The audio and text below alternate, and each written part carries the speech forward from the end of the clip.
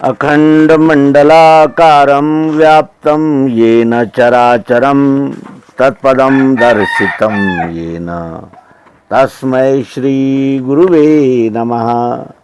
अज्ञानान्धस्य लोकस्य ज्ञानाञ्जनशलाकया चक्षुरुन्मीलितं येन तस्मै श्रीगुरुवे नमः। अध्यात्म विश्व विज्ञान यूट्यूब चैनल के इस मंच पर अपने प्रिय मित्रों का हार्दिक स्वागत करते हुए अत्यंत प्रसन्नता हो रही है। जो लोग अपनी भूमि, अपनी संस्कृति, अपने यानी देश का, अपने यानी विभाग का ज्ञान, विज्ञान, अनुसंधान को कम मानता है, उसे ये अवश्य ही इतिहास को देख लेना चाहिए कि हर क्षेत्र में दैदीप्यमान ऐसे रत्न हमारे भारत में उगले और वो विश्व कार्य में आए। किसी देश में कोई महान विभूति हो जाना ये विशेष नहीं है। उस महान विभूति ने पाश्चात्य जगत में जाकर जो भोगवादी, भौतिकवादी संस्कृति है, वहाँ इस अमर, अपराजित और सनातन ज्ञान को पहुँचाने का प्रयास किया, जिनमें स्वामी रामतीर्थ, स्वामी विवेकानंद और ऐसे कितने ही महात्मा, श्रील प्रभुपाद, ये जो लोग विदेशों में गए, इन्होंने सनातन सिद्धांत को जगत पटल पर रखा और ये प्रतिपादन किया कि यदि हम जांच करें निष्पक्ष होकर, यदि हम तलाश करें, खोजें, तो भारत ये विश्वगुरु था। विश्वगुरु के पद पर ये भारत अनगिनत वर्षों से, अनेक वर्षों से रहा है और वो है, लेकिन उससे विस्मृति हो गई क्योंकि उसके आगे अंग्रेजों ने बिछाई हुई चकाचौंध और मुगलों ने बिठाया हुआ डर, इन दो कारणों से ये भारतीय समाज अपने आप में हीन भावना का शिकार हो गया है, जिसे अंग्रेजी में इंफीरियरिटी कॉम्प्लेक्स कहते हैं। और इस आत्मविश्वास खोने की दशा में ही उसका अपने इतिहास की ओर दुर्लक्ष्य हो गया है, जिससे उसके समझ में कुछ नहीं आ रहा और ऐसा दिग्भ्रमित भारत भौतिक विकास को करता जा रहा है। ये अभिनंदनीय भी है और समय की आवश्यकता भी है, लेकिन जो भारत का मूल प्राण तत्व है अध्यात्म विज्ञान, उस दिशा में क्या हो रहा है। तो हम अखंड रामायण कराते हैं, भागवत पाठ कराते हैं, चंडी पाठ कराते हैं, ये अनेक प्रकार के यज्ञ चल रहे हैं, गायत्री यज्ञ, वेदांत समिति, कितनी समितियाँ, कितनी यानी जिसे कहा जाएगा कि प्रसार माध्यम लगे हुए हैं, लेकिन क्या उसमें से वो तत्व निकल कर आ रहा है? क्या सामान्य मनुष्य में स्वस्वरूप को जानने की, उस विश्व विधाता को जानने की ललक निर्माण हो रही है? वो तो मनोरंजन और अनेक प्रकार के ढकोसलों और पोंगा पंडिताई में ही निकल जा रहा है। रुक्मिणी स्वयंवर हो रहा है तो कुछ कृष्णा का सुदामा से मिलन हो रहा है और उसमें चढ़ावे आ रहे हैं। एक महान पंडित जी है मध्य प्रदेश के रहने वाले, हम नाम नहीं लेंगे और समय आया तो नाम भी लेने से नहीं हिचकेंगे। वे कहते हैं एक लोटा जल सारी समस्याओं का हल। तो क्यों न उन्हें पंत प्रधान बना दिया जाए कि भाई ये बकेट पकड़िए, ये लोटा पकड़िए और शिव जी के प्रतीक पिंडी पर चढ़ाते रहिए और सारी समस्याओं का हल करते रहिए।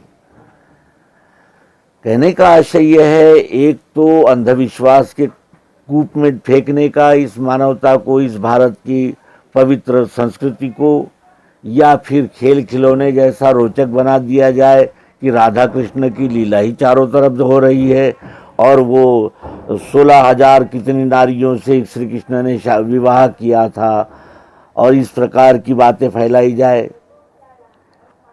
कहने का आशय यह है कि इस समय अध्यात्म के क्षेत्र में जो जागृति दिख रही है वो सतही है, वो गंभीर नहीं है और वो मूलग्राही नहीं है।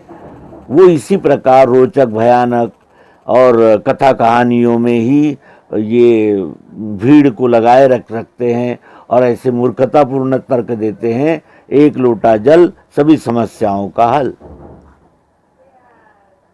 कहने का आशय यह है, कोई टीका और टिप्पणी करने का ये अंक नहीं है। ये अंक तो उस महान विश्व रत्न की जीवन की ओर इंगित करने के लिए है, जो जिन्होंने लगाई हुई मशाल आज भी चमचमा रही है और विशेषकर उनके एक जो अनुयायी है उनमें एक जो शिस्त, एक जो डिसिप्लिन, एक अनुशासन दिखता है, उनमें जो एक प्रकार का यानी आपसी व्यवहार दिखता है, उससे निश्चित ही इस बीज का जो वृक्ष बना वो सचमुच ही मनोहारी बना। और ऐसे वृक्ष को जन्म देने वाले स्वामी दयानंद जी सरस्वती, आज दयानंद जी सरस्वती को हम याद कर रहे हैं। स्वामी दयानंद जी सरस्वती का जीवन ये अध्ययन, अभ्यास, वैराग्य की सिद्धि और वेदों का पठन अभ्यास करते हुए जो सत्य उनके हाथ लगे उसका प्रचार, ऐसा ये अत्यंत यानी उच्च कोटि का आदर्श लिया हुआ ये जीवन स्वामी दयानंद सरस्वती। स्वामी दयानंद जी सरस्वती ये क्रांतिकारी श्रेणी की विभूति, और इस विभूति का जो जन्म है वो गुजरात के टंकारा में 12 फरवरी 1824 को हुआ था और परिवार भगवान शिव का वैसे ही आस्था में था और मूल नक्षत्र में पैदा होने के कारण स्वामी दयानंद का बचपन का नाम उनके माता पिता ने मूल शंकर रखा था। जाति से स्वामी जी ब्राह्मण थे और अपने कर्मों से ब्राह्मण शब्द को पारिभाषित करते हुए उन्होंने बताया कि ज्ञान का उपासक होने के साथ साथ अज्ञानी को ज्ञान देने वाला दानी भी ब्राह्मण ही होता है, यानी वर्ण के ब्राह्मण। वर्ण के ब्राह्मण कैसे होते हैं, इसका दिग्दर्शन हमें श्रीमद् भगवद गीता के 18वें अध्याय में मिलता है। ये जो 9 गुण लेकर आता है उसे ही ब्राह्मण कहते हैं और अपने ब्राह्मणत्व पर आरूढ़ होने का अर्थ ही ज्ञान विज्ञान लेने देने का कार्य है। अगर ज्ञान विज्ञान लेने देने का कार्य हो रहा है और वो स्वामी दयानंद जी ने कितने परिश्रम से वो इस ज्ञान को अर्जित किया और स्वामी बिरजानंद के चरणों में बैठकर जो कुछ भी उन्होंने प्राप्त किया वो विश्व मानव तक पहुंचाने के लिए प्रयास किया, आर्य समाज की स्थापना की। आज आर्य समाज एक सुसंगठित, सुगठित और नियमित सत्संग स्वाध्याय करने वाला एक आदर्श समाज हमारे सामने उपस्थित है। और जितना जितना हम अध्यात्म की खोज में आगे बढ़ेंगे उतना उतना इसमें हमें अनेक रत्नों की खाने मिलती जाती है। केवल आध्यात्मिकता में ही नहीं तो भौतिकता में भी, भौतिक अनुसंधानों में भी हमारे सुश्रुत, आर्यभट्ट और ये जो माला लगी हुई है, हमारे यहाँ किस बात की कमी है। हमारे यहाँ कालिदास और जयशंकर जैसे महाकाव्य लिखने वाले, सावरकर जैसे महाकाव्य लिखने वाले लोग, और किसी भी दिशा में यदि हम अपने देश की ओर देखते हैं तो हमें ध्यान में आता है कि ये कितना महान देश है कि यहाँ सर्वात्मक परमात्मा का अनुसंधान किया गया और वो अनुसंधान विश्व में पहुंचाने के लिए स्वामी दयानंद सरस्वती जैसे महान लोगों को इस भारत ने जन्म दिया और ये अक्षुण्ण और सनातन सिद्धांत की ये पताका दिन ब दिन फहरती ही जा रही है। ये इन्हीं लोगों के पुण्य प्रतापों का ये दृश्य है। स्वामी दयानंद जी सरस्वती की व्याख्या करने की पात्रता हम में नहीं है, लेकिन उनका स्मरण करने की जागरूकता और उनके महत्व को अधोरेखित करता हुआ उनका कार्य, इस ओर हम दुर्लक्ष्य नहीं कर सकते। और ये सोपान है सनातन सिद्धांत की ओर बढ़ने के, ये सब सोपान हैं। और ये सोपान जब हम किसी लक्ष्य पर, किसी मंजिल पर पहुंच जाते हैं तो ये सारे सोपान उसमें समन्वित होते हैं। यहाँ कोई भी पंथ, मत, संप्रदाय कोई भी अलग नहीं है, केवल वो एक सोपान पे खड़ा है और अपने मत, पंथ, संप्रदायों का अहंकार रखकर वो आगे बढ़ना नहीं चाहता, क्योंकि वो एक सांप्रदायिक घेरे में बंध गया है। परमात्मा ने हमें जन्म दिया है किसी संप्रदाय, पंथ में अपने आप को बंदिस्त करने के लिए नहीं, तो ज्ञान को प्राप्त करके स्वयं निर्णय के लिए ही ये सारी प्रक्रिया है। परमात्मा ने हमें स्वयं निर्णय का अधिकार दिया है। यदि हम अंधश्रद्धा, अंधविश्वास में ही रहना चाहेंगे तो वो भी है, और यदि हमें ज्ञान विज्ञान लेकर मनुष्य जन्म का सार्थक करना है, अपने आप को कृतकृत्य करना है, या अपने आप को पशुत्व से उठाकर नर की श्रेणी में लाना है, क्योंकि नर ही नारायण को पा सकता है। और इसीलिए नर को नारायण बनाने की विधि में अपने तन, मन, धन, जीवन और अपना संपूर्ण लक्ष्य इस आध्यात्मिक सनातन सिद्धांत को जन जन तक पहुंचाने का प्रयास करने वाले स्वामी दयानंद जी सरस्वती को आज हम विनम्र अभिवादन करते हैं और अपनी YouTube चैनल की ओर से अपने प्रिय मित्रों का पुनः आह्वान करते हैं कि वे सर्वांग योग एपिसोड्स अवश्य देखें। सर्वांग योग को प्राप्त किए बगैर श्रीमद् भगवद गीता, श्रीमद् भागवत हमें समझ में ही नहीं आ सकते।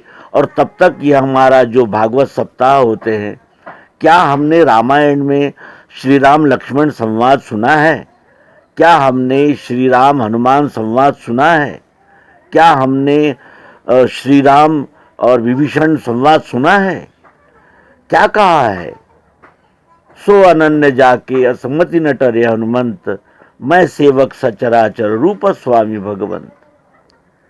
हम इस ओर ध्यान ही नहीं देते।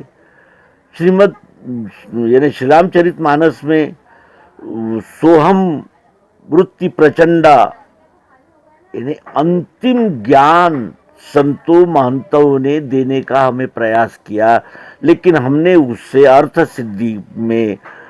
सिद्धि के चक्कर में हमने उसे पोंगा पंडिताई, अंधविश्वास, पांव पुजाना, अपना महत्व बढ़ाना, अपना एक नया संप्रदाय निर्माण करना और एक दूसरे के विषय में कलह फैलाना और राजनीति करना, इतना ही जब तक हमने अपने इस जीवन का ध्येय मान लिया है, तब तक यह अध्यात्म विज्ञान जन जन तक नहीं जा सकता। और बाहर की परिस्थिति कितनी भीषण है, मनुष्य के पास जितनी भौतिक संपन्नताएं और भौतिक समृद्धियां बढ़ रही है, उतना ही कलह बढ़ रहा है, आपस में संघर्ष बढ़ रहा है।